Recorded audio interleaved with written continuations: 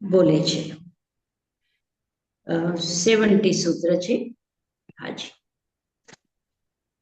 તૈનમ સે સુમિના લખન પાઠગા સિદ્ધર્થસ ખત્યસ અંત્યે એમઠમ સોચ્ચા નિસમ્મ અઠ્ઠજાવહ્યયા તે સુવિને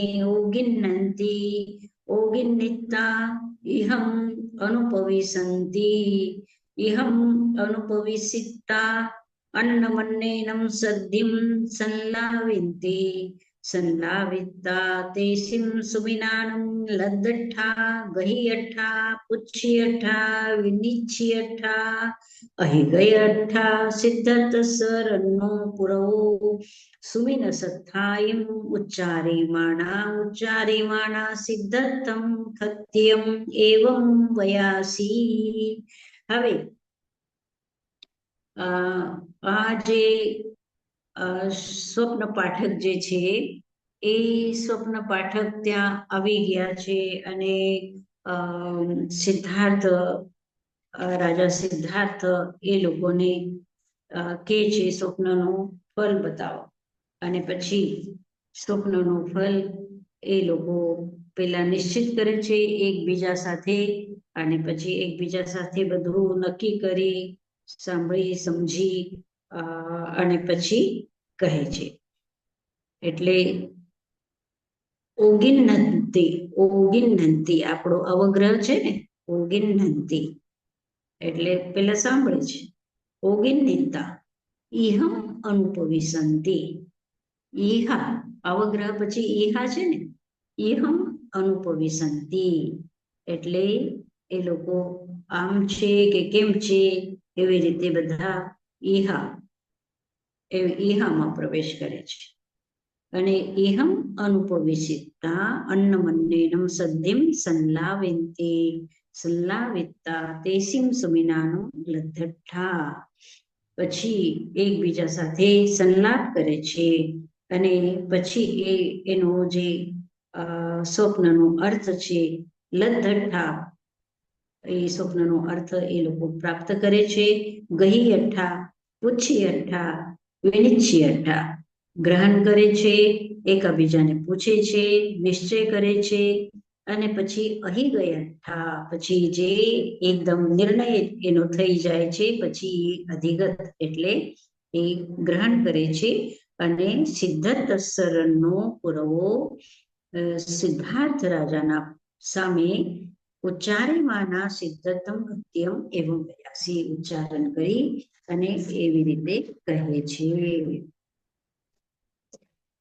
एवं खलु देवानुप्रिया अम्मं सुमिन सत्थे बयालिसं सुमिना तीसं महासुमिना भावत्तरिं सौवसुमिना दिट्ठा तत्थनं देवानुप्रिया अरहन्तमायराव चक्रवर्ती मायरोवा अरहंतं शिवा चक्रहरं शिवा गभ्भं वक्कमानं सिंतिसाये महासुमिनानं इमे 14 महासुमिने पासितानं परिबुज्जन्ति तंजहा गयवसः गा હવે કહે છે સ્વપ્ન પાઠક કે હે દેવાનું પ્રિય અમ્મમ સુમિન સત્યેવ અમારા સ્વપ્ન શાસ્ત્રમાં 42 સ્વપ્ન એવા છે 42 સ્વપ્ન છે અને એમાંથી 30 મહાસ્વપ્ન કહેવાય છે 30 સ્વપ્ન જે છે એ મહાસ્વપ્ન કહેવાય છે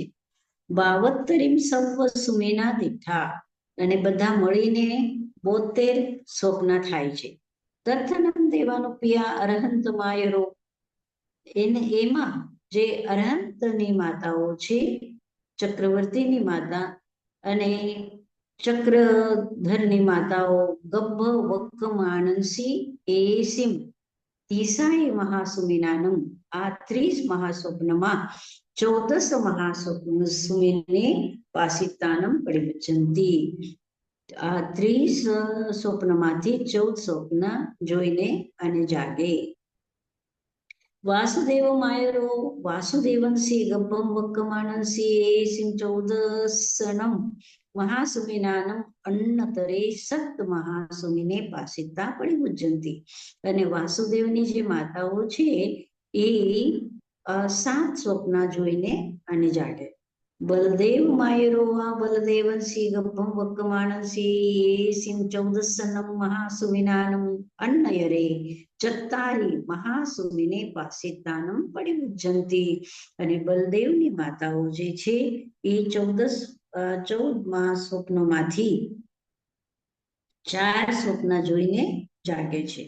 મંડલીય માયરો વા મંડલીયંસી ગબ્ભવક્કમાનંસી એશિમ ચૌદસનમ મહાસુમિનાનમ અન્નયરમ એગમ મહાસુમિનમ વાસિતા પરિપૂજ્યંતી. અને જે માંડલિક રાજાઓ છે એ માંડલિક રાજાઓની માતા આ 14 સ્વપ્નમાંથી એક સ્વપ્ન જોઈને અને જાગે છે. એમે એનમ દેવાનું પિયાતિ સલાય માંડલિક કોણ? માંડલિક કોણ? માંડલિક કોણ? હા, જિલ્લાધિકારી. જૈન અધિકારી શું? હા, આજકાલ તો એવી રીતે અલગ અલગ ડિસ્ટ્રિક્ટના પછી અલગ અલગ સ્ટેટના તાલુકાના અલગ અલગ હોય ને, તો એવી રીતે નાના રાજાઓ એટલે રાજા એ જમાનામાં રાજા કહેવાતા હતા. આજે અલગ અલગ બધું કહેવાય છે. એમેયનમ દેવાનું પિયા તિસલાય ખત્યાની 14 મહાસુમિના દિઠ્ઠા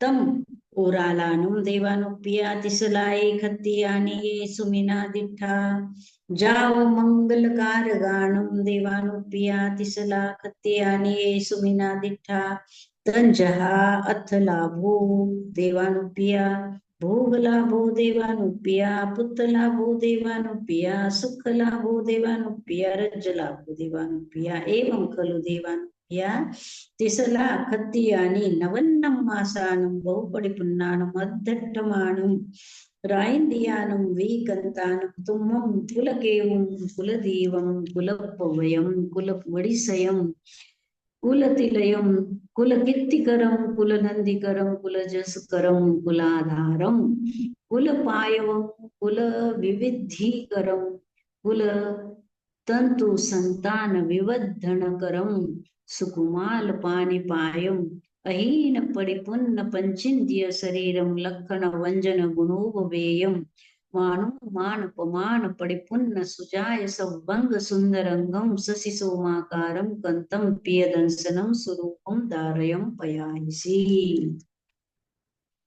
પછી કે છે કે આ ત્રિશલા રાણીએ 14 મહાસ્વપ્ન જોયા છે. અને એ 14 જે મહાસ્વપ્ન છે એ અત્યંત ઉદાર બહુ સારા શ્રેષ્ઠ સ્વપ્ન એને જોયા છે, મંગલકારી સ્વપ્ન એને જોયા છે.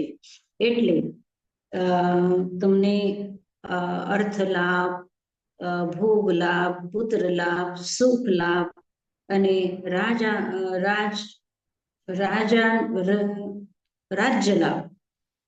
લાભ થશે.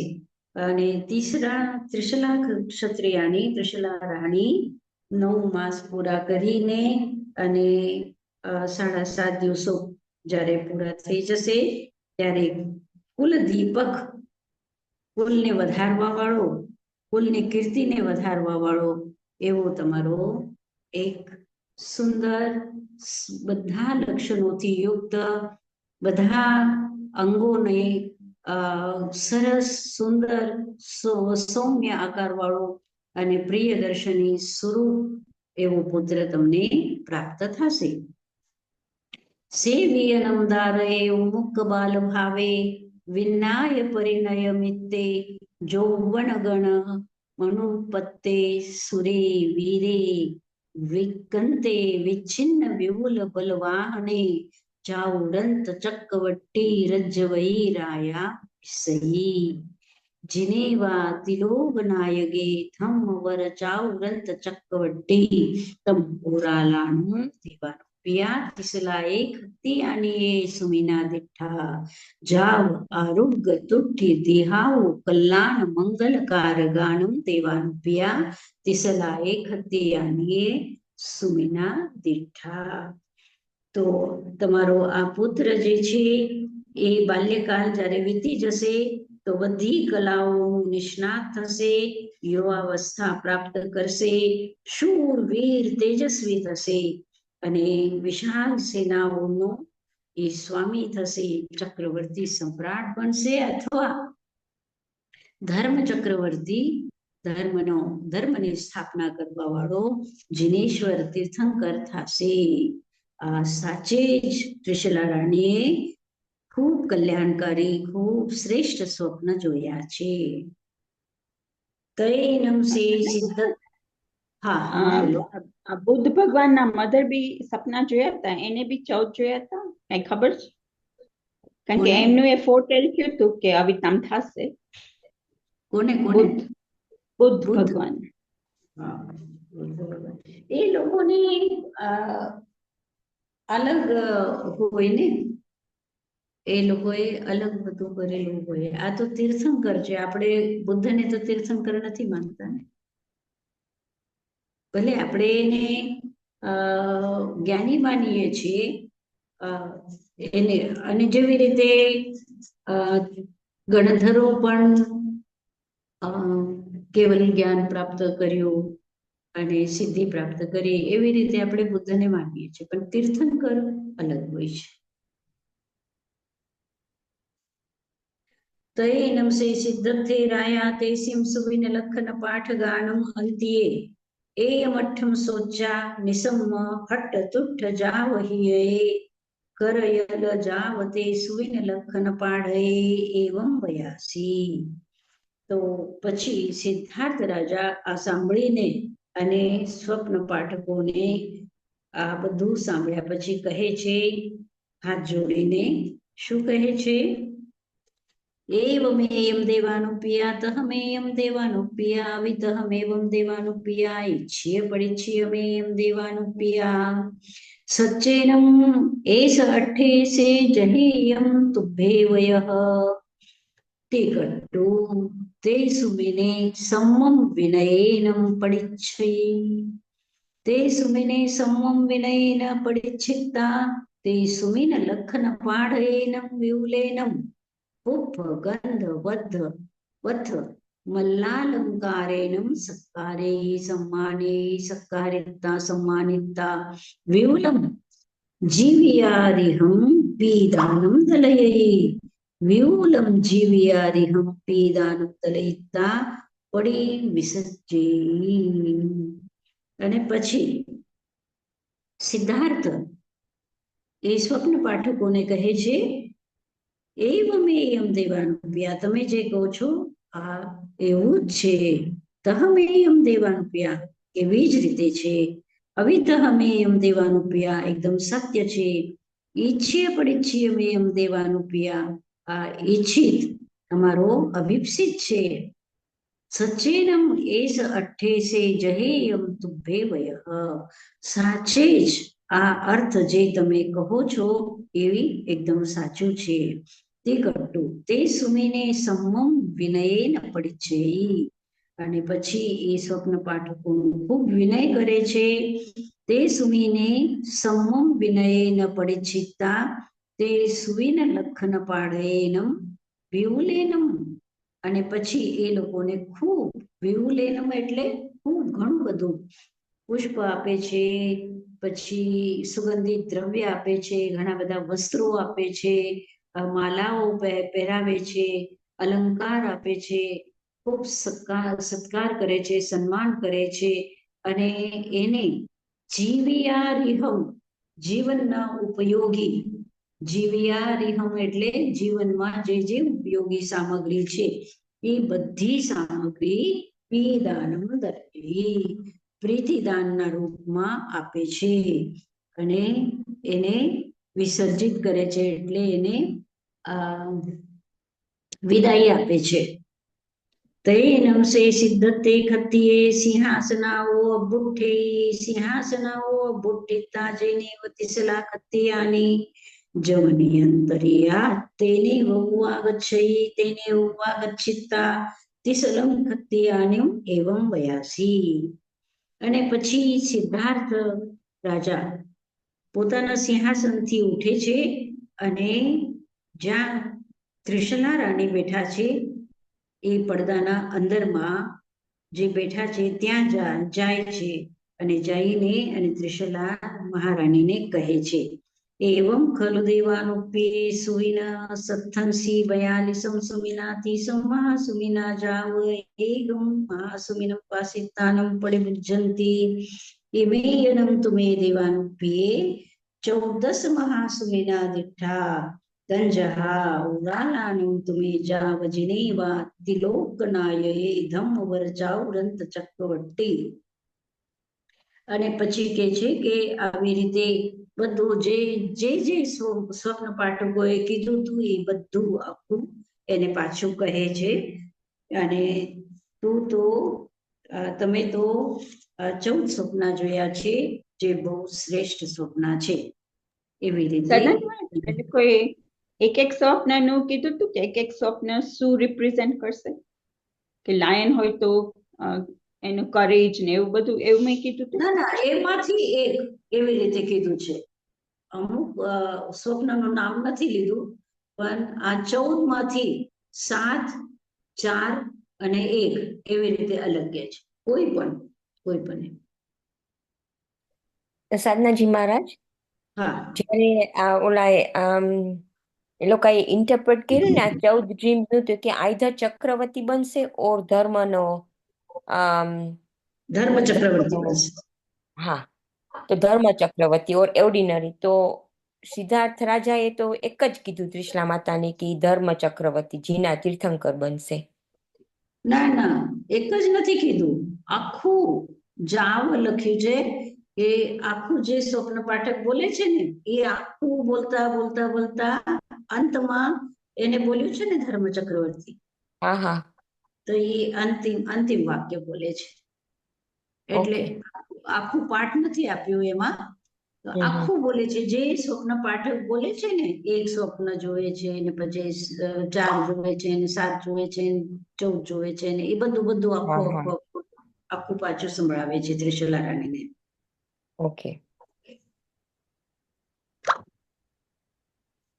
તૈનમ સા તિસલા ખત્તિયાની સિદ્ધત સરન્નુવંતિયે મઠ્ઠમ સોચાની સંહટ્ટ તુઠ્ઠ જાવ હય હિયા કરયલ જાવ તે સુમિને સમમ પડિચ્છઈ।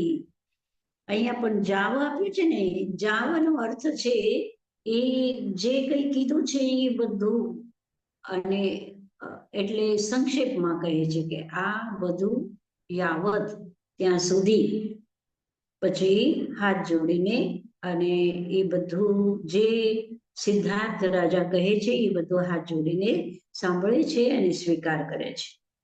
सम्मम परिचिता सिद्धते नम्रन्ना अभन्नाया समानी नाना मणिरयन भक्ति चित्ता बद्धासनाओ अपुठे अपुठिता अतुर्यम अचवलम असंबंताये अविलंबियाये राय हंसी सरीसिये गये जेने वसे भवने तेने वागच्छयि तेने वागच्छिता स्वयं भवनम અનુપવિઠા। આ બધું સાંભળે છે સિદ્ધાર્થ રાજાના પાસેથી પછી આજ્ઞા લે છે અને સાંભળ્યા પછી આજ્ઞા લઈ અને એ ભદ્રાસનથી ઉઠી અને ધીરે ધીરે ખૂબ રાજહંસના ચાલથી ચાલીને અને પોતાના ભવનમાં પ્રવેશ કરે છે। હવે તેનું નામકરણ કેવી રીતે થાય છે શું કામ વર્ધમાન નામ આપ્યું છે એ કહે છે।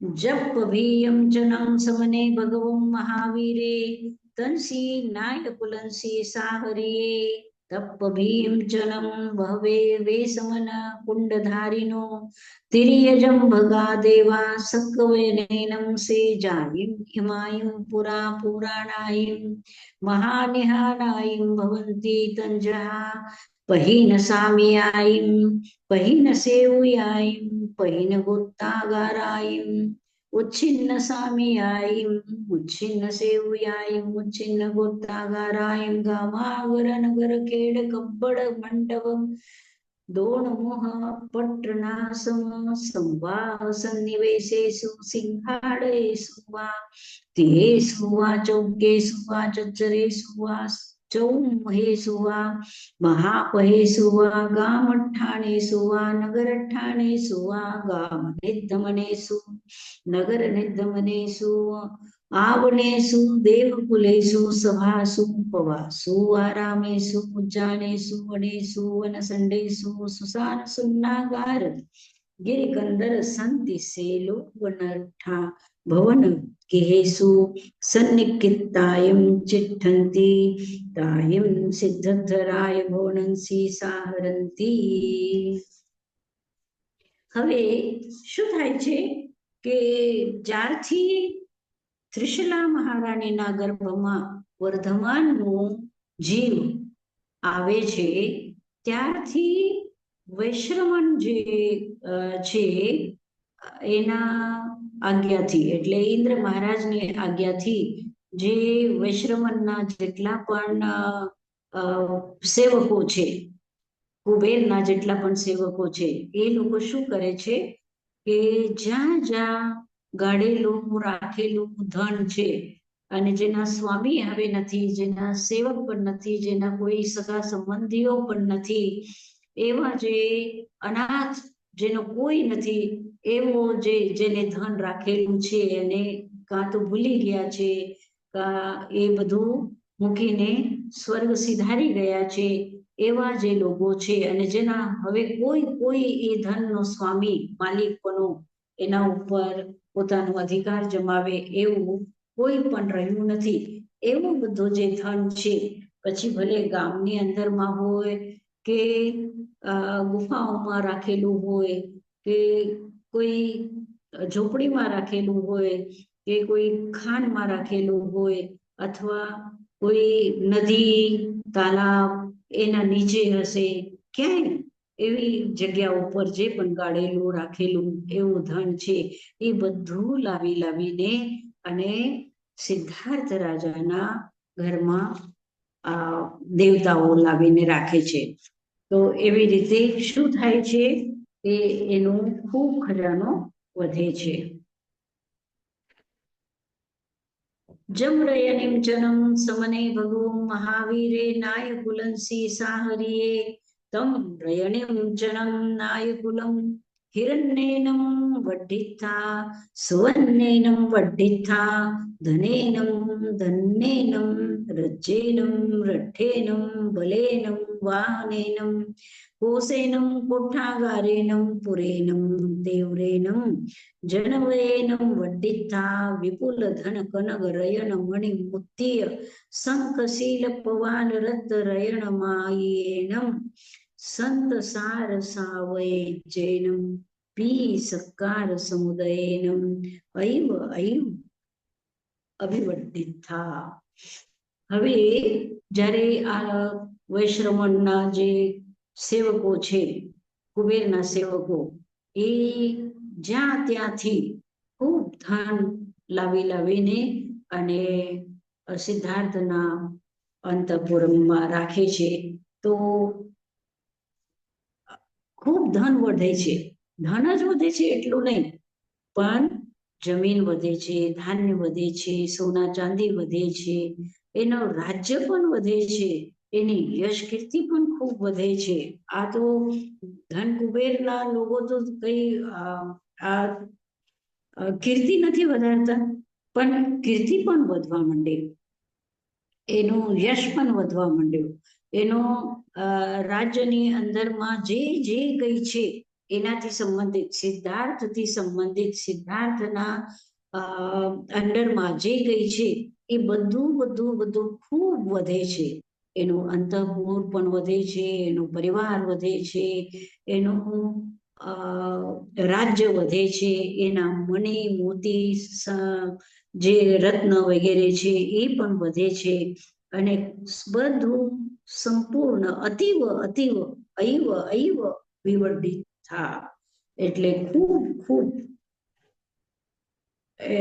એક વખત અતિ નથી કીધું, 2 વખત અયવ અયવ કીધું છે, એટલે પ્રચુર ખૂબ ખૂબ બધું વધી રહ્યું છે, બધી જગ્યા વધે વધે છે વધે છે વધે છે, જે સારી વાતો છે એ બધી ખૂબ ખૂબ વધે છે, એટલે મંડેન જે સાંસારિક વસ્તુઓ જે છે એ બધી ખૂબ વધે છે, અને કીર્તિ અને યશ પણ ખૂબ વધે છે.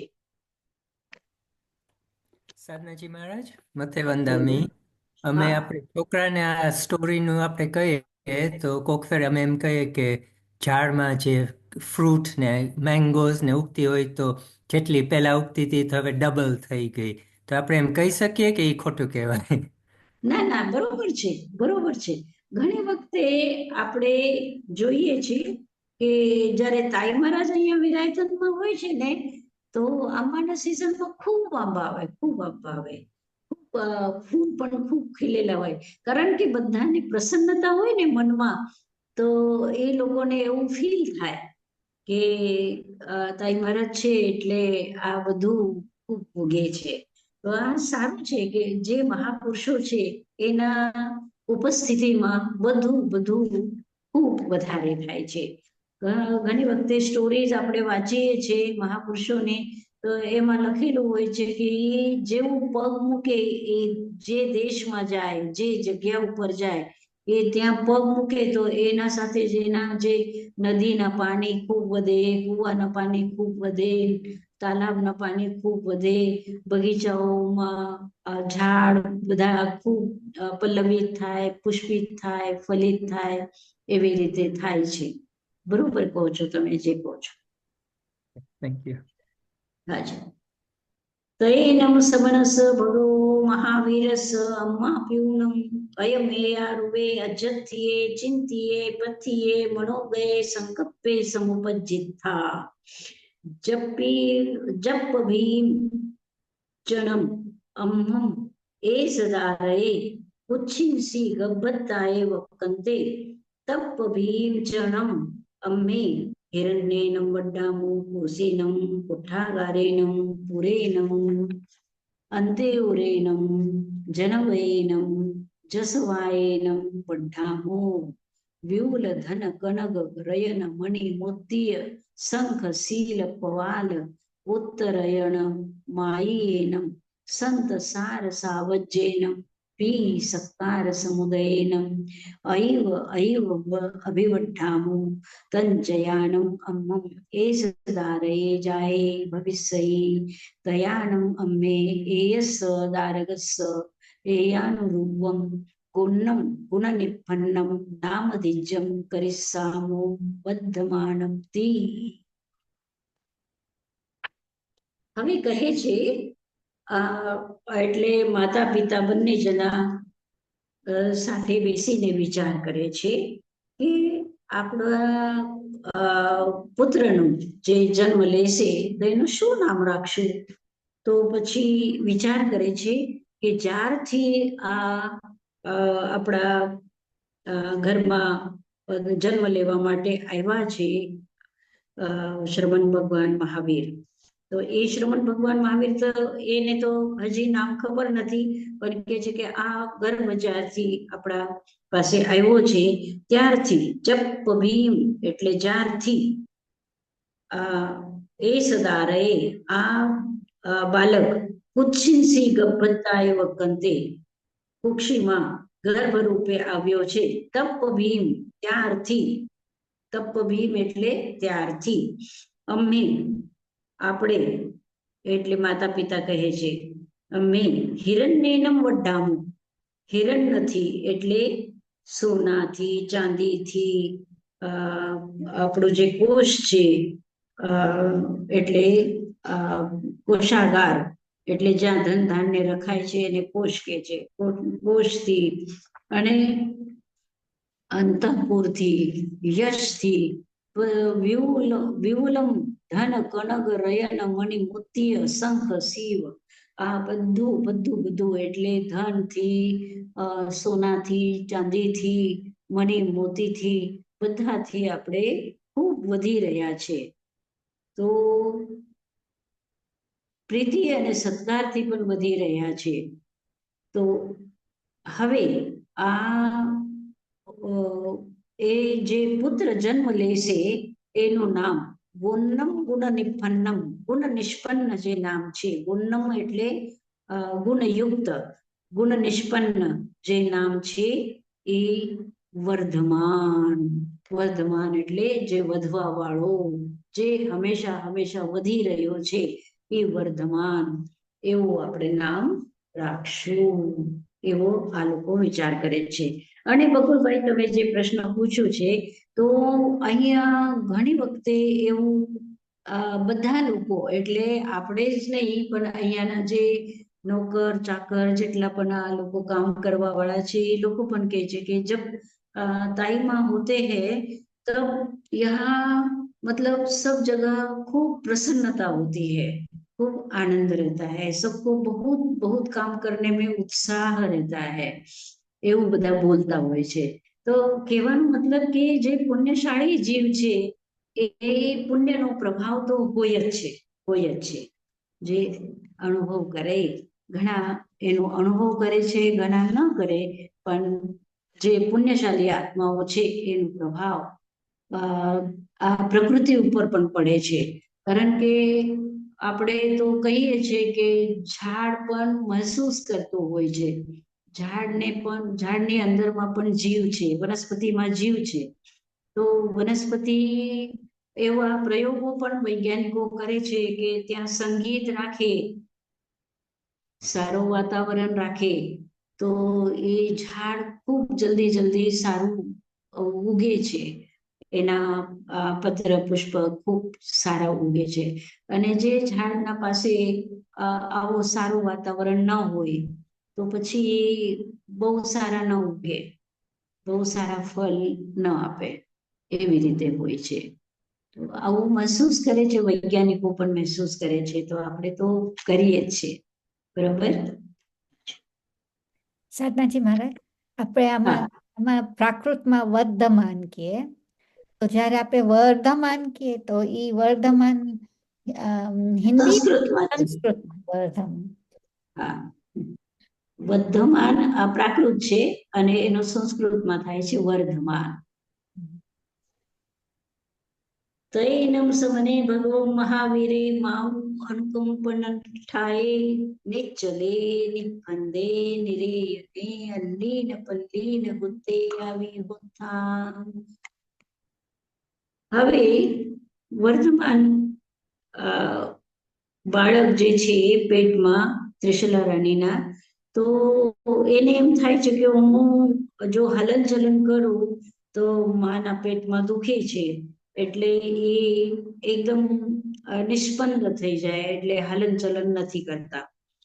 તૈનમ દિશે દિશલાય ખતિયાને અયમે આરુવે જાવ સંકપ્પે સંપજિતા. હડે में गब्बे, मड़े में गब्बे, चुए में गब्बे, गलिए में गब्बे, एस में गब्बे, पूर्वे में यानिम्नो ये तिकट्टु ओहय मन संकप्पा चिंता सो वसायरम संपविठा करयल पल्लद मुहि अट्ट झाणो गया भूमि गया दिठिया जया यही तंपीय सिद्धराय भवनम उवरय मुइंग तंति तल ताल नाड इज जन मनुज्जम दीन मण विमनम विहरई. તો જ્યારે આ નિષ્પન્ન થઈ જાય છે ગર્ભ, એટલે ભગવાન મહાવીર એમ વિચારે છે કે માને દુઃખ થશે, એટલે એ પોતાની હલનચલનની ક્રિયા બંધ કરી દે છે. ત્યારે માને એમ થાય છે કે શું થઈ ગયું મારા ગર્ભમાં, શું થઈ ગયું હશે.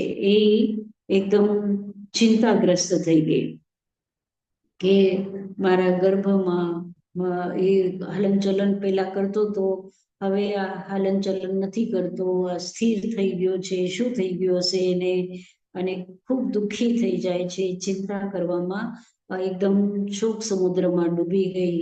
અને પછી જે કઈ વાદ્યો બધા મૃદંગ, વીણા, સંગીત, રાસ, ક્રીડા, નાટક બધું થતું હતું એ બધું બંધ થઈ ગયું. અને રાજાને ખબર પડી ગઈ તો બધું એકદમ શાંત થઈ ગયું, સન્નાટો થઈ ગયો, ઉદાસીન થઈ ગયા બધા. ત્રૈનમ સમને ભગવાન સાધનાજી મહાવીર. મહારાજ, હા આ બધું એના અવધિ જ્ઞાનથી એને મહાવીરને સમજ પડે છે ને કે આ શું થાય છે. હા.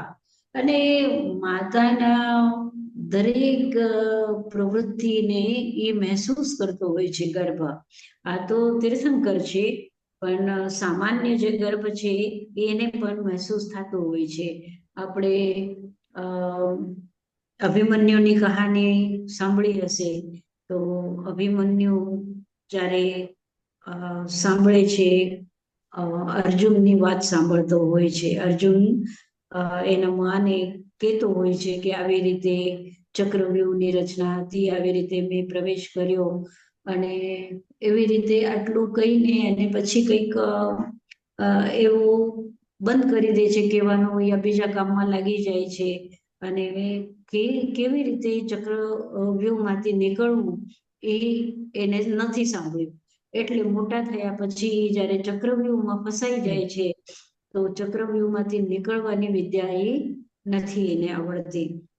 તો આ એને સાંભળ્યું હતું એટલે એને ચક્રવ્યૂહમાં કેવી રીતે ઘૂસવાનું એ ચક્રવ્યૂહમાં ઘૂસી ગયો હતો અભિમન્યુ.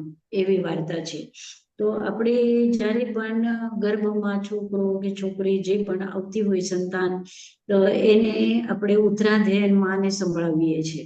એનો મતલબ છે કે ધર્મની વાત એ સાંભળે, એ જે ગર્ભમાં જીવ છે એ પણ સાંભળે છે.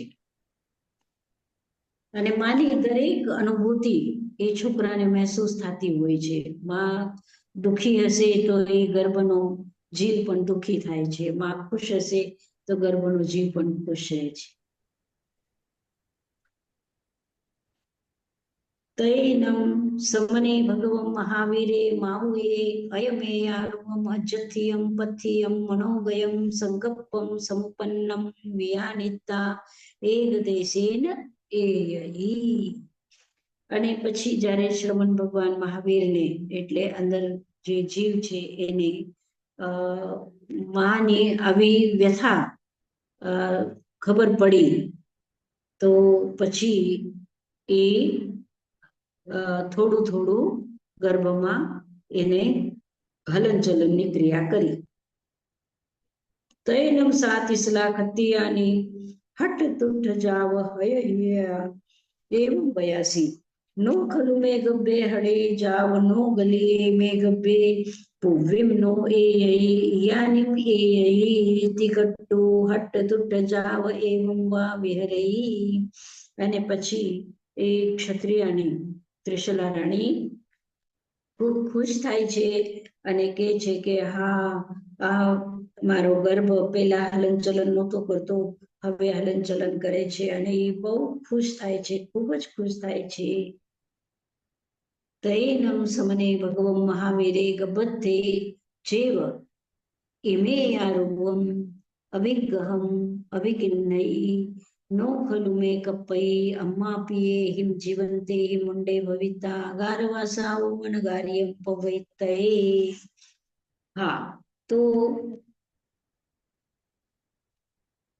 ભગવાન મહાવીર જ્યારે માની પ્રસન્નતા જુએ છે, પોતાના ન હલનચલન કરવાથી અને પોતાના હલનચલન કરવાથી મા ઉપર જે અસર થાય છે એનું આકલન કરીને અને પછી એ વિચારે છે કે જ્યાં સુધી માતા પિતા મારા જીવંત હોય ત્યાં સુધી હું દીક્ષા જો લઈશ તો માતા પિતા બહુ દુઃખી થશે, એટલે હું જ્યાં સુધી એ જીવિત છે ત્યાં સુધી હું દીક્ષા નહીં લઉં, એવો સંકલ્પ કરે છે. સાધનાજી મારે આ તો બહુ જ્ઞાન કહેવાય. આટલું સંકલ્પ તો મને નથી લાગતું કે ઓર્ડિનરી ફીચર્સીસ કરી શકીએ. એને ત્યાંથી ડિસાઈડ કરી લીધું છે હું દીક્ષા લેવાનો છું, ત્યાંથી જ. ત્યાંથી જ જો આ તો ઓર્ડિનરી નથી ને, હા આ તો ઓર્ડિનરી નથી. તો નિશ્ચિત એટલે આ શબ્દો ભલે આપણે સમજવા માટે દીક્ષાનો શબ્દ આપ્યો હશે, પણ એને નિશ્ચય કર્યું હતું કે હું મા પિતાને કોઈ દિવસ એના મનના વિરુદ્ધ કામ નહીં કરું, એવું નિશ્ચય કર્યો હશે.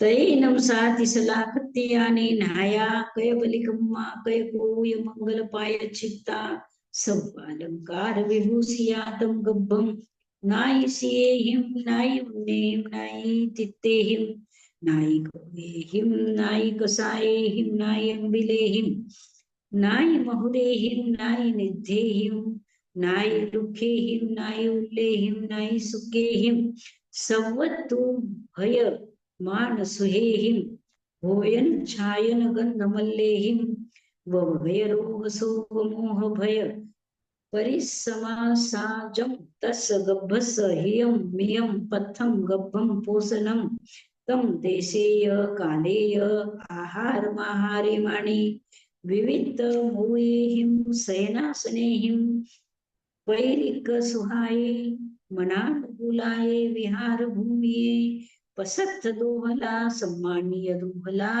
અભિમાનીય દોહલા ઉચ્છિન્ન દોહલા અભિમાનીય દોહલા સંપૂર્ણ દોહલા વવનીય દોહલા સુહમ સુહેલ આસહી સયહી ચિઠ્ઠહી નિશિયહી તુયટ્ટહી સુહમ સુહેનમ તમ ગર્ભમ પરિવહયી.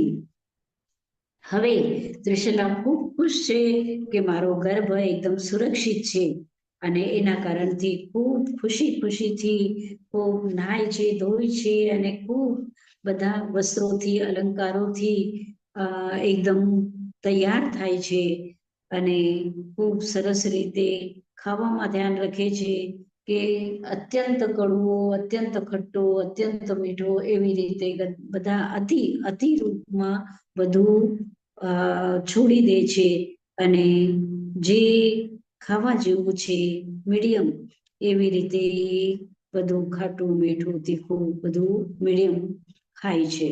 અને એવી જ રીતે ચાલવામાં પણ બહુ ધીરે ધીરે ચાલે છે, બહુ ધીરે ધીરે બેસે છે, બહુ ધીરે ધીરે બધું ગર્ભનું પાલન કરે છે. અને બધા સબ ઋતુઓ કે અનુકૂળ સુખકારી ભોજન વસ્ત્ર ગંધ માલા ગ્રહણ કરતી है. બધા ઋતુના અનુકૂળ આ બધા વસ્ત્ર ગ્રહણ કરે છે, ભોજન ગ્રહણ કરે છે, અને બધા સુખના સાધનો ગ્રહણ કરે છે. પછી રોગ શોક મોહ ભય ત્રાસથી મુક્ત રહે છે. આમ બહુ ડરે કે બહુ ભયગ્રસ્ત થાય, બહુ ત્રાસ થાય, એને બહુ શોક કરે, એવું કંઈ નથી કરતી. वह अपने गर्भ के पोषण के लिए देश काल के उपयुक्त लाभकारी परिमित पथ्यमय आहार करती, कोमल बिछोने और आसन का उपयोग करती है. वे पूर्णतया सुखदायी और मन के अनुकूल एकांत शांत स्थल में रहती है.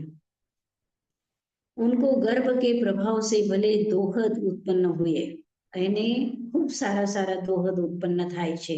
એટલે દોહદનો અર્થ છે કે ગર્ભમાં જ્યારે સંતાન હોય છે ત્યારે કંઈક એની ઈચ્છા થાય કે આમ કરું કે તેમ કરું, તો એવા સારા એને દોહદ ઉત્પન્ન થાય. અને એ દોહદને ખૂબ સિદ્ધાર્થ સન્માન કરે છે.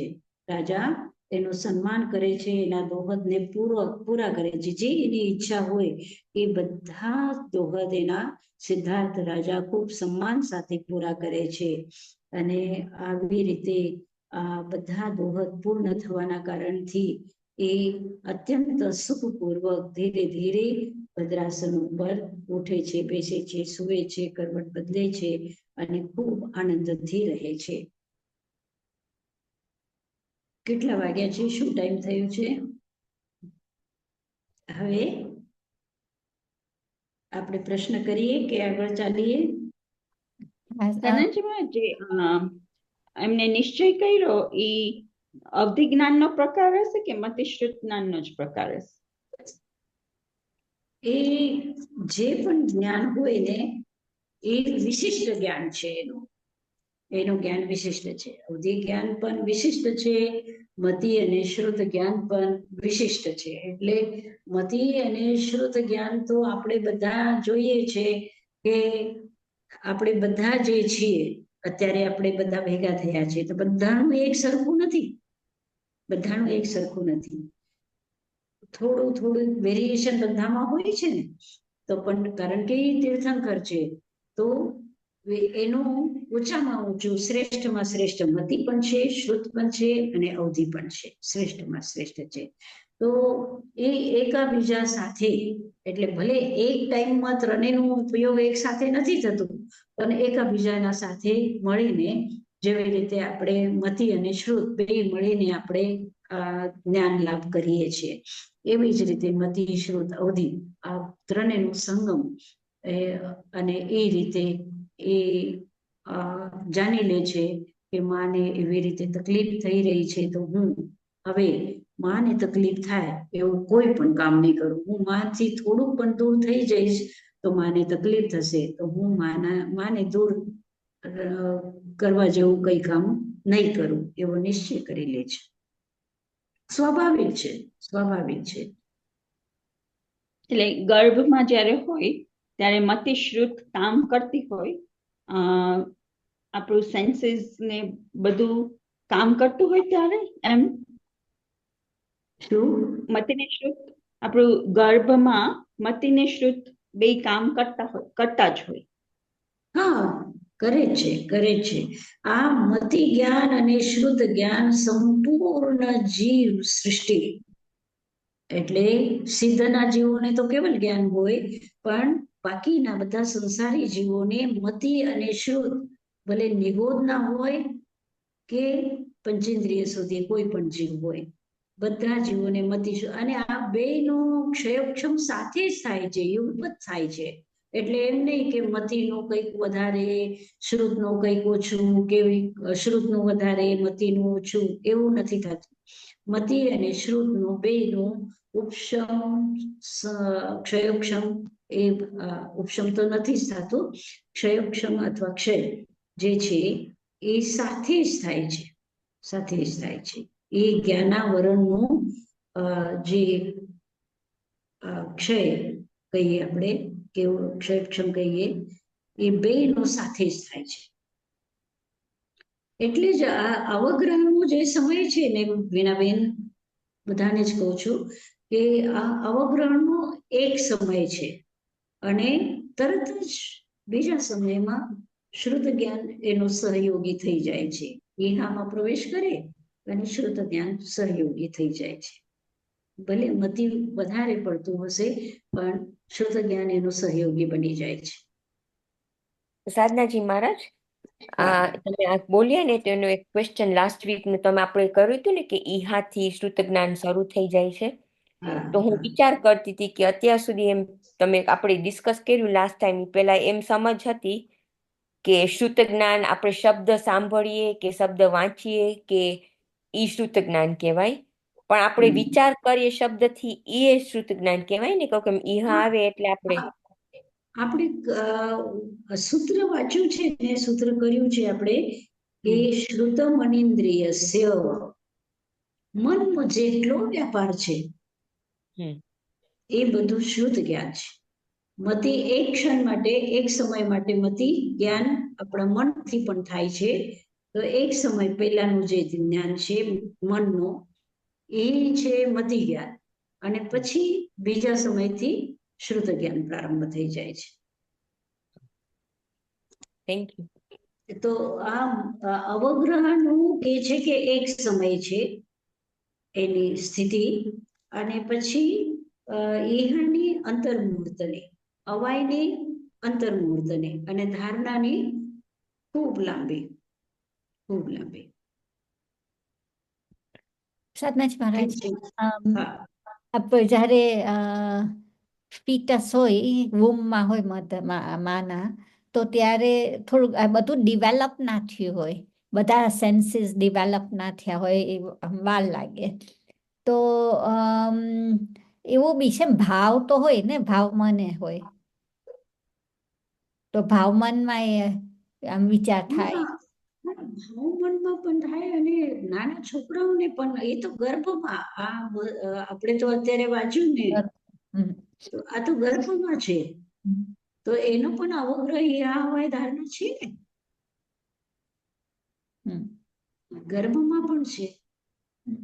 બધી અને આફ્ટર અ ફ્યુ મંથ્સ બધા થઈ જાય રીટાબેન, ખાલી અંદરથી ડેવલપ ના થયા. પણ આ તો 6 મહિના પછીની વાત છે ને આ બધી. ઓકે.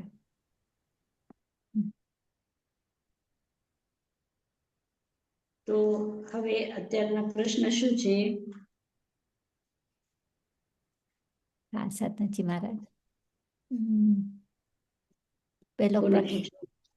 પેલો પ્રશ્ન છે કે પ્રમાણથી આપણને જ્ઞાન મળે છે, જીવ બધા તત્વનું. તો પ્રમાણ શું જ્ઞાન છે કે પ્રમાણ ડિફરન્ટ છે જ્ઞાનથી? હા, તો જે પેલા નથી બોલ્યા ને એ લોકોને પૂછું. ઓકે. મયુરીબેન.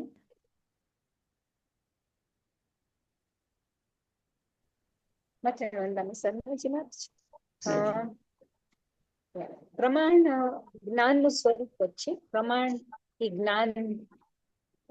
જ્ઞાન કેવી રીતના થાય શકે, પ્રમાણ અને નૈથી. એટલે પ્રમાણ એ જ્ઞાનનું સ્વરૂપ જ કહેવાય, બીજું કઈ ના હોઈ શકે.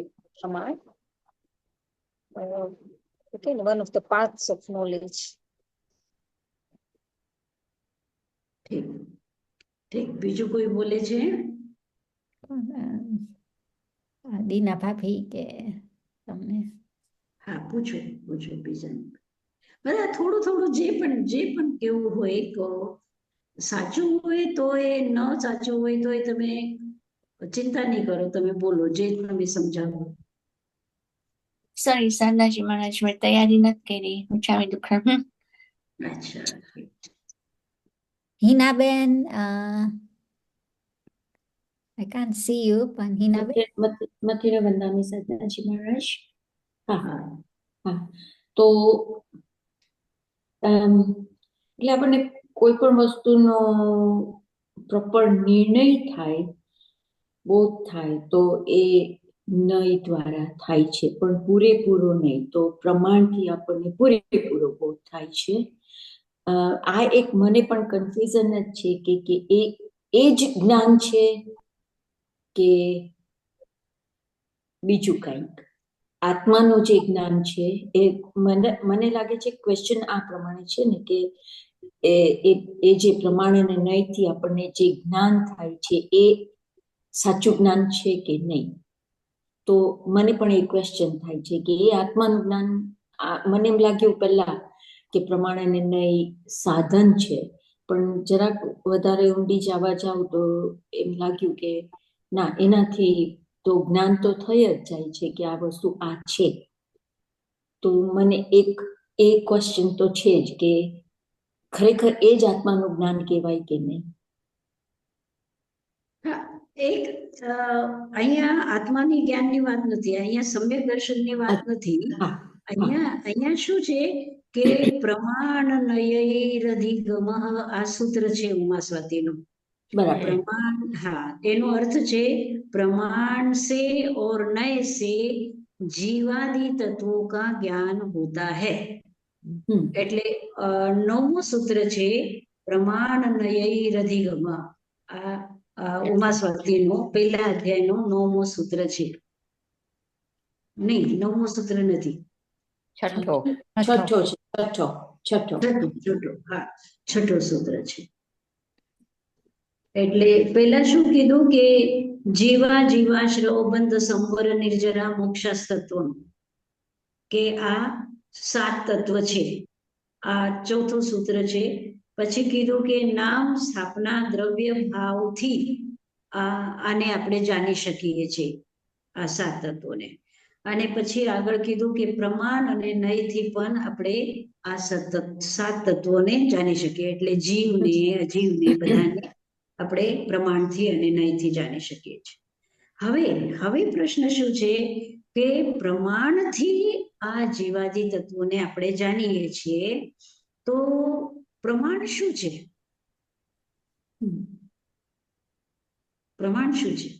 આ પ્રશ્ન છે. પ્રમાણથી જીવને જાણીએ તો પ્રમાણ શું છે?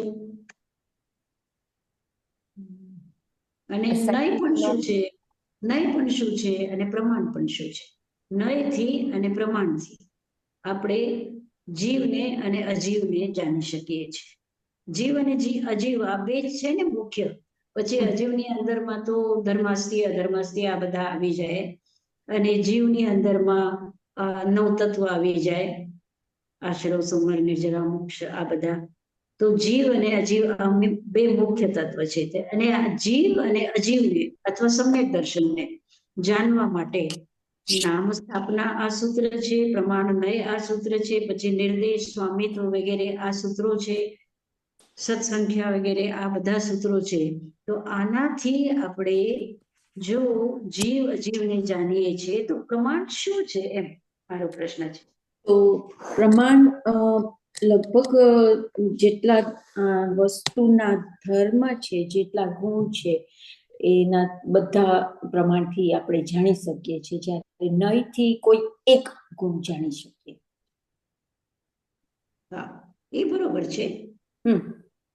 એ બરોબર છે. તો પ્રમાણ શું છે? સાધનાજી મહારાજ, મને એવું લાગતું હતું કે આપણે જ્ઞેય, જ્ઞાતા, જ્ઞેય, જ્ઞાતા અને જ્ઞાન, આપણે 3 વસ્તુ લઈએ. જ્ઞેય, જ્ઞાતા અને જ્ઞાન.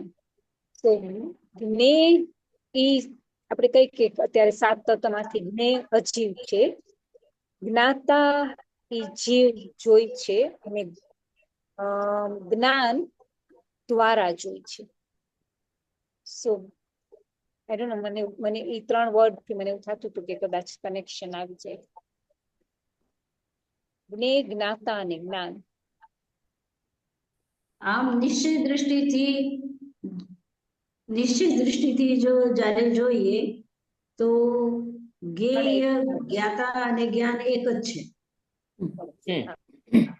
જે જાણવા વાળો છે એ આત્મા છે, જે જાણે છે એ આત્મા છે, જેને જાણીએ છે એ પણ જીવ છે. એમ એટલે પોતે આત્મા પણ જ્ઞેય છે ને બીજા દ્વારા. સાધનાજી મહારાજ, હા, આમાં આપણે આ કર્યું પ્રમાણ નય રધિગમ, ને પછી 10મો સૂત્ર કે છે તત્પ્રમાણે, કે પાંચેય જ્ઞાન સમ્યક દર્શન પછી આપણને એ પાંચેય જ્ઞાન પ્રમાણ કહેવાય. તો પ્રમાણ એટલે વેલિડ નોલેજ. વેલિડ નોલેજ એટલે કે સાચું જ્ઞાન, આપણે કહીએ ને સમ્યક જ્ઞાન. એટલે આ પ્રમાણને આપણે એમ કહી શકીએ માધ્યમ્ય છે, પણ ઇટ ઇઝ ઓલ્સો જ્ઞાન. પછી મેં વિચાર કર્યો કે શ્રુત જ્ઞાનથી આપણે જીનવાણીને આ બધું સ્ક્રિપ્ચર્સનું બધું સમજવાનું આપણે શ્રુત જ્ઞાનથી સમજીએ છીએ. તો આપણે એમ કહી શકીએ કે પ્રમાણ શ્રુત જ્ઞાનનો આપણે એક જ્ઞાન છે, એવી રીતે કે આ બધું જાણીએ છીએ. એટલે પેલા બધાને પેલા એમ જ થયું હતું કે આ માધ્યમ છે, પછી થયું કે એ જ્ઞાન જ કહેવાય. બરાબર છે. બીજાને કોઈને કઈ કેવું છે હજી? તમે હા, બરાબર, તમે થોડા આગળ પહોંચ્યા છો. હા, બીજાને કોઈને કઈ કેવું છે? સંદેશમાં આમ વિચાર કર્યો હતો કે પ્રમાણ જ્ઞાન જ છે, પણ આપણું બધું ઇન્ફોર્મેશન હોય, અને ઇન્ફોર્મેશન જે આગળ વધતું જાય in the sense of application, એ પ્રમાણ કહેવાય. કારણ કે આપણે રસ્તો ક્રોસ કરવો હોય તો ઘણું બધું જ્ઞાન આવે છે કે આ ગાડી કેટલી ફાસ્ટ આવે છે, કે કેટલા પીપલ છે ઓન ધ રોડ, હું કેવી રીતના ક્રોસ કરીશ, આ બધું જ્ઞાન આવે છે. પણ અલ્ટિમેટલી આપણે નિર્ણય કરવો પડશે કે ક્યારે ક્રોસ કરવું. તે પ્રમાણથી આપણે હેલ્પ કરે છે એપ્લાય કરવા માટે નોલેજ. આપણે કહીએ કે જ્યાં ફાયર છે અહીંયા સ્મોક હશે, જ્યાં સ્મોક હશે અહીંયા ફાયર હશે. તો એ બી આપણે જ્યાં સ્મોક જોઈએ પછી એમ થાય કે અહીંયા ફાયર જ હશે. તો આપણને ઇન્ફોર્મેશન છે પણ આ જે પ્રમાણ છે આઈ થિંક ઇટ હેલ્પ્સ કે એપ્લાય કરવા માટે આ જ્ઞાન કેવી રીતના યુઝ કરવું. આ મેથડ જ છે પણ જ્ઞાન બી છે. બરોબર બરોબર બરોબર. હા હા. ભરતભાઈ કઈ કહેશે? મતે નોંધાવીશ સાધનાજી મહારાજ. હમણે આપણે પેલા જેમ બીજાને સંદેહ થતો હતો એમ પેલા મને એક્ઝેક્ટલી ખ્યાલ નતું આવતું, પણ આમ જોવા જાય તો આપણે કોઈ પણ વસ્તુનો આપણે નિર્ણય કરીએ કે કોઈ આપણે કોઈ એનો અંશમાં આપણા એનો પ્રતિબંબ આપણા જ્ઞાનમાં આવે, પણ એ આપણા જ્ઞાનમાં જ આવે છે, તો એ જ્ઞાનથી જુદું ન હોઈ શકે. એટલે એ દ્રષ્ટિએ જોઈએ તો એ જ્ઞાનનો જ એક અંશ છે. એટલે જ્ઞાન થકી જ આપણે કોઈ વસ્તુને આપણો નિર્ણય કરી શકીએ કે એ વસ્તુ, અને ત્યાર પછી આપણે જેમ શ્રુત જ્ઞાન એપ્લાય કરીએ તો ત્યાર પછી એના ઈ નિર્ણય આપણો પાકો થાય. બરોબર બરોબર બરોબર. રીટાબેન તમે કઈ કહો છો? સાધનાજી મહારાજ, મારા મનમાં તો પ્રમાણ જ્ઞાન બી છે, પણ પ્રમાણ મને લાગે છે જ્ઞાન મને લાગે છે કદાચ જુદું બી હોય. મારા મનમાં એવું છે. અનુભૂતિ જે છે એ શું છે? તો અને પ્રશ્ન આવે, જો જ્ઞાન પ્રમાણ હોય તો આપણે કેમ એમ કહીએ કે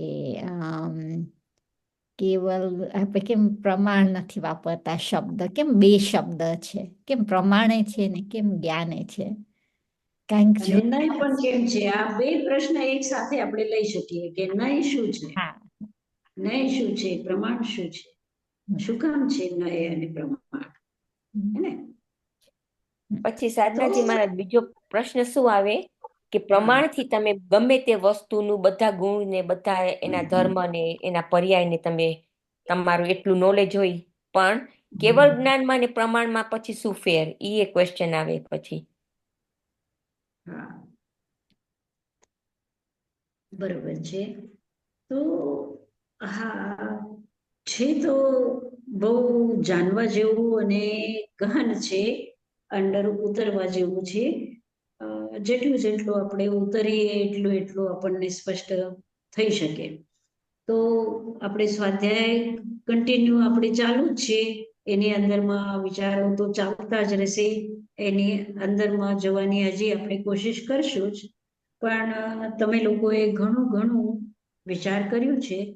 બસ મારું એક કહેવાનું છે કે આગમ પ્રમાણ જેવી રીતે પ્રત્યક્ષ, પરોક્ષ, અનુમાન વગેરે હોય, એવી રીતે આગમ પ્રમાણ પણ છે. તો આગમ પ્રમાણની અંદરમાં એટલે જે પ્રભુની વાણી છે એને આપણે પ્રમાણ કહીએ છીએ. તો જે આગમ પ્રમાણ છે એ આગમ પ્રમાણને આપણે જાણવા માટે, એ આગમ પ્રમાણને જાણવા માટે આપણે પ્રજ્ઞાથી વિચાર કરવાનું છે. ભગવાન મહાવીરે કીધું છે કે પન્ના સમીખય ધમ્મમ. તો એ પ્રજ્ઞા અને પ્રમાણ, મને એમ લાગે છે કે આ બેનું કનેક્શન છે.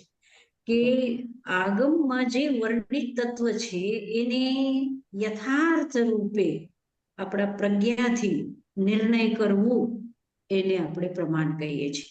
એટલે આગમમાં જે વર્ણિત છે એ, હવે સમજો કે આગમમાં મેં એક વખત વાત કરી હતી બધાને, કદાચ તમારા બધાને વાત કરી હતી કે આપણે પહેલાના ક્લાસમાં વાત કરી હતી કે આગમમાં લખેલું છે. તો એ લખેલું છે, તો આગમમાં લખેલું છે, તો એ જ્ઞાન નથી. આગમ તો લખેલા જે શબ્દ છે એ તો જીવિત નથી, એ મૃત શબ્દો છે. એનું અર્થ જ્યારે તમે વાંચો છો, કોઈ સાધક એને વાંચે છે ત્યારે એનો અર્થ અને એનું મિનિંગ હોય છે. નહીં તો શબ્દો તો લખેલા જ હોય છે. એનું ઉદાહરણ ગુરુદેવે એક વખત આપ્યું હતું કે પતિ પત્નીના ઝઘડા થઈ ગયા બેયના, અને બેયના અબોલા થઈ ગયા. હવે એ દિવસોની વાત છે કે ટ્રેનમાં સફર થતી હતી અને ત્યારે બીજા કોઈ સાધનો હતા નહીં, તો પત્નીને કહેતા કે ભાઈ મને ઉઠાડી દેજે, પણ હવે અબોલા છે તો કઈ કેવી રીતે બોલવું? તો એને પતિએ ચિઠ્ઠી લખીને અને પત્ની જ્યાં રસોઈ કરતી હતી ત્યાં લઈ જઈને ચિઠ્ઠી રાખી દીધી કે મને સવારે 7 વાગે ઉઠાડી દેજે. એ ભાઈ 8 વાગે 9 વાગે ઉઠવા વાળા, એટલે એને કીધું કે મારી ટ્રેન છે 7 વાગે, તો તું મને 7 વાગે ઉઠાડી દેજે. તો ચિઠ્ઠીમાં લખીને રાખી દીધું. હવે બેને શું કર્યું, પત્નીએ શું કર્યું કે ચિઠ્ઠી લખી દીધી 7 વાગે અને ભાઈ જ્યાં સૂતા હતા પતિદેવ, તો ત્યાં રાખી દીધી લઈ જઈને કે 7 વાગી ગયા છે, ઉઠી જાઓ. હવે ભાઈ ઉઠ્યા 9 વાગે અને પછી એવા આપણા ફૂફડા થઈ ગયા, એકદમ જોર જોરથી ચિલ્લાવા માંડ્યા, મને ઉઠાડ્યું કેમ નહીં, આમ નહીં તેમ નહીં, ભૂલી ગયા કે અબોલો છે. અને પછી પત્નીએ કીધું કે ઉતાવળા થાવમાં મેં પણ ચિઠ્ઠી લીધી, તમે મને ચિઠ્ઠી લીધી, મેં તમને ચિઠ્ઠી લખી, તે જોઈ લો તમારા ઓશિકા આગળ છે. તો કહેવાનો મતલબ કે ચિઠ્ઠીમાં લખેલા જે શબ્દો છે એ મૃત શબ્દો છે, આગમમાં લખેલા જે શબ્દ છે એ મૃત છે, પણ એને તમે તમારા પ્રજ્ઞાથી જાણી શકો છો. પન્ના સમીક્ષાએ ધમ્મ, પ્રજ્ઞાથી ધર્મની તમે સમીક્ષા કરો. એનો જ મતલબ છે કે પ્રમાણથી અને નયથી તમે વસ્તુને જાણી શકો, જીવાદી તત્વોને જાણી શકો. ભલે આગમમાં લખેલું છે, પણ આગમમાં લખેલું ફાયદો શું છે? જ્યારે તમે વાંચો ત્યારે ફાયદો થાય ને, જ્યારે તમે સમજો ત્યારે ફાયદો થાય. એટલે પ્રમાણથી અને નયથી તમે જીવાદી તત્વોને જાણી શકો છો, સમ્યક દર્શનને જાણી શકો છો. તો પ્રમાણથી, અને ભરતભાઈએ જેવી રીતે કીધું કે જ્ઞાનથી જ આપણે વધારે જ્ઞાન પ્રાપ્ત કરીએ ને, જ્ઞાન ન હોય તો આપણે ન પ્રાપ્ત કરીએ. એક નાનો છોકરો તો આગમ ન વાંચી શકે, એને જ્યારે જ્ઞાન આવે પછી, એની જ્યારે સમજ આવે એટલે એનું જ્ઞાન જ્યારે વધે પછી જે આગમ વાંચીને પછી એનો અર્થ કરી શકે છે. તો એવી જ રીતે જ્ઞાનથી, એટલે જ્ઞાન તો છે જ, પ્રમાણ જ્ઞાન છે. જ્ઞાનમ પ્રમાણમ, એક એવું વ્યાખ્યા છે કે પ્રમાણ શું છે, તો જ્ઞાનમ પ્રમાણમ. અને જ્ઞાન કયું જ્ઞાન? સ્વપર વ્યવસાયી જ્ઞાનમ પ્રમાણમ, જે પોતાનું પણ નિશ્ચય કરે અને સામેવાળી વસ્તુ હોય કે વ્યક્તિ હોય એને પણ જાણી શકે સરખી રીતે અને પોતાને પણ જાણે, એ જ્ઞાનને પ્રમાણ કહેવાય. સ્વપર વ્યવસાયી જ્ઞાનમ પ્રમાણમ, એટલે પોતાનો નિશ્ચય કરે અને પર વસ્તુનો પણ જે નિશ્ચય કરે એને પ્રમાણ કહેવાય છે. તો એ પ્રમાણથી આપણે શું કરી શકીએ છીએ? જીવાદી તત્વોને જાણી શકીએ છીએ. જીવાદી તત્વોને જાણવા માટે પણ જ્ઞાન તો જોઈએ ને, તો એ જે જ્ઞાન છે એ પ્રમાણ છે. એમ સાધનાજી મહારાજ, ઈ તમે કીધું કે સ્વ ને પર ને, તો ઈ શ્રુત જ્ઞાન નહીં?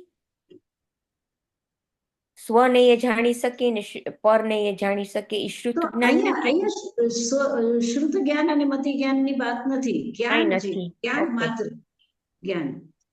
સાધનાજી મહારાજ, પ્રજ્ઞાનો અર્થ શું થાય? તમે કીધું આપણી પ્રજ્ઞાથી તમે શબ્દને જાણી શકો, એટલે બુદ્ધિ વિશિષ્ટ બુદ્ધિ, વિશિષ્ટ બુદ્ધિ. Thank you. એવી જ રીતે નય, બીજો પ્રશ્ન જે છે કે નય શું છે? નય શું છે? જ્ઞાનનું સાધન છે કે જ્ઞાન છે? તો જ્ઞાન તો છે, એકદેશી જ્ઞાન છે, પણ એ એકદેશી જ્ઞાન જે છે એ પ્રમાણ સુધી પહોંચવા માટેનો ઉપયોગી સાધન છે. બરોબર? કોઈ પ્રશ્ન? આ નવા વ્યક્તિઓને કોઈ પ્રશ્ન છે? અને સાધનાજી મહારાજ, બીજી રીતે આપણે જોઈએ કે નય ને આપણે પ્રમાણ કહીએ, એ આપણે કહીએ કે એ જ્ઞાન છે, અને નય આપણે કહીએ કે આમ જોવા જઈએ તો એ પણ જ્ઞાન જ થયું, પણ આપણે જેમ તમે કહ્યું પ્રમાણ સુધી પહોંચવા માટે, પણ જો નય એ એક પ્રમાણનો અંશ જ છે ને, એટલે એ પણ જ્ઞાન જ થવું જોઈએ ને. હા, તો અંશે અંશે કરીને જ આપણે આગળ પર્યાપ્ત આગળ સુધી પહોંચીએ ને. જી જેવી રીતે મતિ જ્ઞાન હોય, શ્રુત જ્ઞાન હોય, અને આ મતિ જ્ઞાન શ્રુત જ્ઞાન પેલા થાય અને પછી આપણે કેવલ સુધી પહોંચીએ, કેવલ જ્ઞાન સુધી. જી તો આ નય જ્ઞાન જે છે એ નયના અંશે અંશે અંશે અંશે અંશે પૂર્ણતા સુધી પહોંચીએ છીએ. હા, તો સંજયભાઈ, રસીલાબેનનો જે ક્વેશ્ચન હતો કે કેવળ જ્ઞાન ને પ્રમાણમાં શું ફેર? કેવળ જ્ઞાનમાં અને પ્રમાણમાં શું ફેર છે? હા, જે કેવળ જ્ઞાનનો અર્થ એ છે કે કેવલ જ્ઞાનીના જ્ઞાનની અંદરમાં સંપૂર્ણ લોકાલોક પ્રકાશિત થાય છે. જેવી રીતે મિરરની અંદરમાં જે સામેનું દ્રશ્ય છે એ પ્રતિબિંબિત થાય છે, એવી રીતે કેવલ જ્ઞાનીનું જે જ્ઞાન છે એ એવું સમજો કે એક હ્યુજ મિરર છે, જે મિરરની અંદરમાં સંપૂર્ણ લોક પ્રકાશિત થઈ શકે એટલો મોટો મિરર છે, અને એની અંદર સંપૂર્ણ જ્ઞાન પ્રકાશિત થાય છે. એક વાત, આ સંપૂર્ણ જ્ઞાન છે. અને પ્રમાણ શું છે કે એક વ્યક્તિ છે અને એ વ્યક્તિ સંપૂર્ણતાને તો નહીં, એટલે સંપૂર્ણ વિશ્વને નહીં, પણ સંપૂર્ણતા સુધી પહોંચવાનું જે થોડો ઘણો પ્રયાસ છે, અને એ પ્રયાસની અંદરમાં એ જાણે છે કે હું સંપૂર્ણ નથી જાણતો, પણ સંપૂર્ણતાનું અસ્તિત્વ છે. એટલે મારો જે જ્ઞાન છે એ અંશમાં છે, સંપૂર્ણતા સુધી મારે પહોંચવું છે. જેવી રીતે આ ચોપડીને હું જાણું છું, તો આ ચોપડીને જ્યારે હું જાણું છું તો આની અત્યારની જે પર્યાય છે એને હું જાણું છું, પણ 1000 વર્ષ પછીની જે એની પર્યાય છે એને હું નથી જાણતી, પણ હું એને સ્વીકાર કરું છું. એટલે મારું જ્ઞાન પ્રમાણ છે એમ. તો સાધનાજી મહારાજ, તમે એમ કહો છો કે પ્રમાણ સંપૂર્ણ જ્ઞાન નથી, અને આમ ખબર છે કે સંપૂર્ણ જ્ઞાન છે પણ એ નથી, સંપૂર્ણ જ્ઞાન નથી પ્રમાણ. એની સ્વીકાર્યતા છે, સ્વીકાર છે પણ જ્ઞાન નથી. એટલે કે અનુભવ નથી એ જ્ઞાનનો, એમ કહેવાય. હા હા, એ અનુભવ નથી. બરોબર, તમે બરાબર પરફેક્ટ શબ્દ આપ્યો. હા, સાધનાજી મહારાજ, તમે જે એક્સપ્લેન કર્યું ને કે કેવળ જ્ઞાનમાં તો સર્વ દ્રવ્ય ને સર્વનું પર્યાયનું આમ રિફ્લેક્શન હોય ઓલ ધ ટાઈમ. પ્રમાણમાં તો આપણે બુદ્ધિ નાખીને આપણે વિચાર કરીએ ને, પ્રમાણ જ્ઞાન એમ કહેવાય કે ઓલું તો કાયમ એક્ઝિસ્ટ જ થતું હોય કેવળ જ્ઞાનનું. અને પ્રમાણમાં તો આપણે બુદ્ધિ નાખીને આપણે કહેવાનું કે આ હું સબ્જેક્ટને જોઉં છું તો આના બધા ગુણ ને એના પર્યાયને શું હશે. એટલે આપણે હા, જે મીનાબેને કીધું અનુભવ નથી, આપણે અનુભવ સિદ્ધ ભગવાનનું અનુભવ કહેવાય કે તો એનું જ્ઞાન હવે પ્રકાશિત થઈ ગયું છે, એટલે કેવળ જ્ઞાન અનુભવ કહેવાય કે એમ જ કે પ્રકાશિત જ્ઞાન થઈ ગયું? અનુભવ અરિયંતમાં કહેવાય ને? હા, અનુભવ આત્માનું થાય છે, અનુભવ તો આત્માનું થાય છે. અને જે સંપૂર્ણ જ્ઞાનનો પ્રકાશ અંદરમાં અનુભવ ન કહેવાય, એને અનુભૂતિ, પણ હા રિફ્લેક્ટ થાય, પ્રકાશ થાય. બરોબર છે, પ્રકાશિત થાય છે. અનુભૂતિ તો આત્માની હોય. કેવલ જ્ઞાન, કેવલ એનો જો અર્થ આપણે કરીએ ને, કેવલ એટલે આપણું જે અસ્તિત્વ છે ને, આપણું અસ્તિત્વ કોઈના સાથે હોય છે, કઈક કાલના સાથે હોય, કઈક વસ્તુના સાથે હોય, કઈક ઘટનાના સાથે હોય. આપણે એકલા નથી હોતા, એકદમ એકલા, સાવ એકલા પણ બેઠા હોય ને ગુફાની અંદર, હિમાલયના ઊંચી ટોપ ઉપર આપણે એકલા બેઠા હશું ને તો એકલા નથી હોતા. આપણે કેવલ નથી હોતા. કેવલ નો મતલબ અકેલા, કેવલ એક. તો એવું આપણે નથી હોતું. કાંઈ ને કાંઈ આપણા મનની અંદરમાં, આપણા કશાયોના સાથે આપણે હોઈએ છીએ. તો કેવલ જ્ઞાનમાં શું થાય છે કે ફક્ત જ્ઞાન માત્ર રહી જાય છે, આત્મા માત્ર રહી જાય છે, બીજું કાંઈ કરતા કાંઈ નથી હોતું. એકદમ પ્રકાશ પ્રકાશ પ્રકાશ હોય છે, અંધારાનું નામનું નિશાન નથી હોતું. એ કેવલ જ્ઞાન. બરોબર? કોઈને કઈ પ્રશ્ન છે હજી? પ્રશ્નો તો આપણે એકદમ ક્લિયર તો નથી થયું, હજી આપણે વિચારવાનું તો રહ્યું, વિચારતા રહીશું આપણે. ઠીક છે. સાધનાજી મહારાજ આ તમે sorry carry on. You go on, Rasla. ના યુ કેરી ઓન. સો સાધનાજી મહારાજ, આપણે તત્ પ્રમાણે કહીએ કે બધા જ્ઞાન પ્રમાણ છે, તો એનો મતલબ એ છે કે મતિ અને શ્રુત પ્રમાણ એક્સેપ્ટ કરે છે પણ ટોટલ પ્રમાણ નથી, એમ?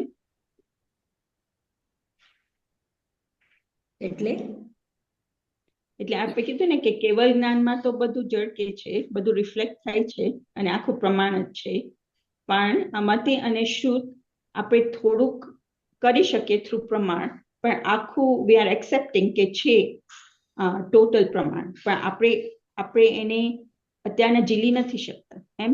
એટલે તત્ પ્રમાણે છે જે સૂત્ર આવ્યું.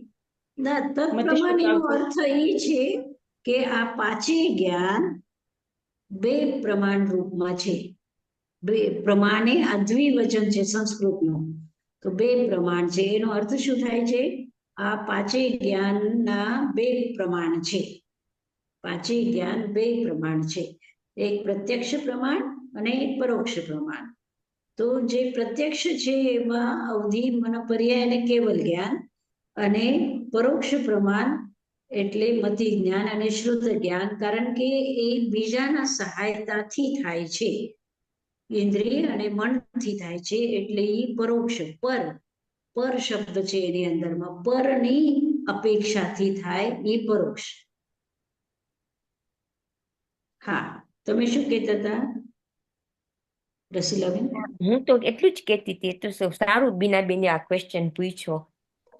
હું એમ કહેતી હતી કે તમે એમ લાગે છે કે તમે ડીપ નથી જતા, પણ અમારા માટે તો આ ક્વેશ્ચન ફાઇન છે, ડીપ છે, અમને જરાક વિચાર કરવો પડે છે, એટલે સારું તમે અમને પૂછો છો આવા ક્વેશ્ચન્સ. આપણે બધા જ વિચારીએ, બધા, મને પણ વિચાર કરવો પડે છે, તો આપણે તો આપણે બધા મળીને આપણે આજ તો સ્વાધ્યાય કહેવાય ને, ખાલી શબ્દો વાંચીએ કે સૂત્ર યાદ કરીએ એના કરતા એની અંદરમાં ડીપ જવાની આપણે કોશિશ કરીએ છીએ. આવા ક્વેશ્ચન તો અમને આમ ખ્યાલે નથી આવતા. હા, બરાબર છે, અમને તો ખ્યાલે નથી. યા એક્ઝેક્ટલી, અમેઝિંગ ક્વેશ્ચન્સ. હવે જય જિનેન્દ્ર મંગલ પાઠ કરું. કોઈને કઈ પૂછવું છે? મંગલ પાઠ. નમો અરહંતાનમ, નમો સિદ્ધાનમ, નમો આયુર્યાનમ, નમો વજ્રાયાનમ, નમો લોહે સવસાવનમ, એસો પંચ નમોકારો સર્વભાવપનાસનો મંગલાનંદ ચ સભ્વે સિંપડમં હવૈ મંગલમ. ગુરુદેવ કે અજ્ઞા ચતારી મંગલમ, અરહંતા મંગલમ, સિદ્ધા મંગલમ, સાહુ મંગલમ, કેવલી પન્નતોદમ મંગલમ. ચતારી લોગોત્તમા, અરહંતા લોગોત્તમા, સિદ્ધા લોગોત્તમા, સાહુ લોગોત્તમા, કેવલી પન્નતોદમ લોગોત્તમો. ચતારી શરણમ પવજ્જામિ, અરંતે શરણમ પવજ્જામિ, સિદ્ધે શરણમ પવજ્જામિ, સાહુ શરણમ પવજ્જામિ, કેવલી પન્નતમ ધમ્મમ શરણમ પવજ્જામિ. ચાર શરણા દુઃખ હરણા, સુખ કરના और शरणा नहीं होय, जो भवे प्राणी आदरे अक्षय अमर पद होय. ओम शांति शांति शांति. હાજી, ખૂબ આનંદ મંગલ. મધ્યાહન વંદામી.